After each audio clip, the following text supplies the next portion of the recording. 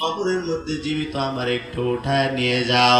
তোমরা আমার সঙ্গে যদি যাও তাহলে মহিলাটারে মনে হয় বাঁচাইতে পারো।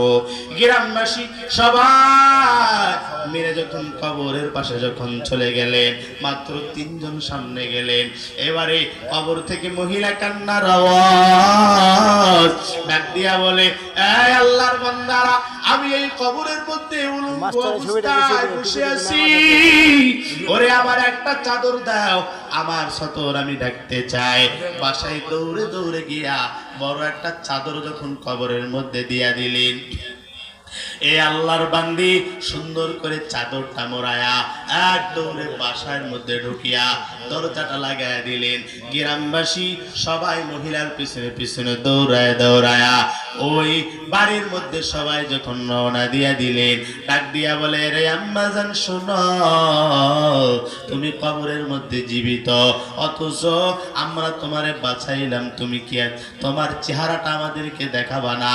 তোমার সঙ্গে তো আমাদের একটু কথা বলার দরকার, কেমনে তুমি কবরের মধ্যে জীবিত থাকলা? ডাক দিয়া বলে, এ আল্লাহর গোলাম শুনো, আমার চেহারা যদি দেখো তাহলে তোমরা ভয় পাইবা, হয়তোবা তোমরা অজ্ঞের ভয়ে জমিনের মধ্যে পড়ে যাইতে পারো।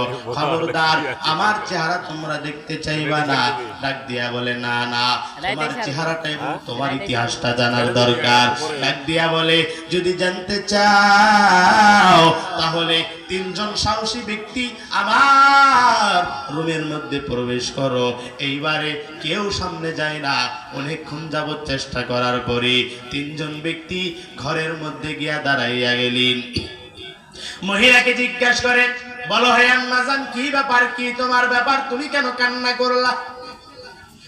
কবরের মধ্যে কেন কান্নার আওয়াজ? আবার কবরের মধ্যে বারবার ডাক দিয়া বলো, আমি জীবিত, আমাকে হেফাজত করো, উদ্ধার করো।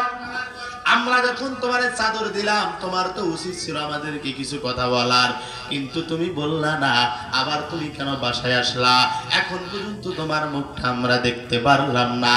ওই আল্লাহর বান্দা আল্লামা তারিক জামিল তার কিতাবের মধ্যে বর্ণনা করেন, এই আল্লাহর বান্দারা যখন বলতেছেন, এইবারে মহিলাটা তার মুখের উপর থেকে যখন কাপড় সরাইয়া দিয়েছেন, সর্বপ্রথম মাথার উপর থেকে যখন কাপড়গুলো যখন সরাইয়া দিলেন, তাকায় দেখে মাথার মধ্যে কোনো চুল নাই, মাথার মধ্যে কোনো গোস্ত নাই।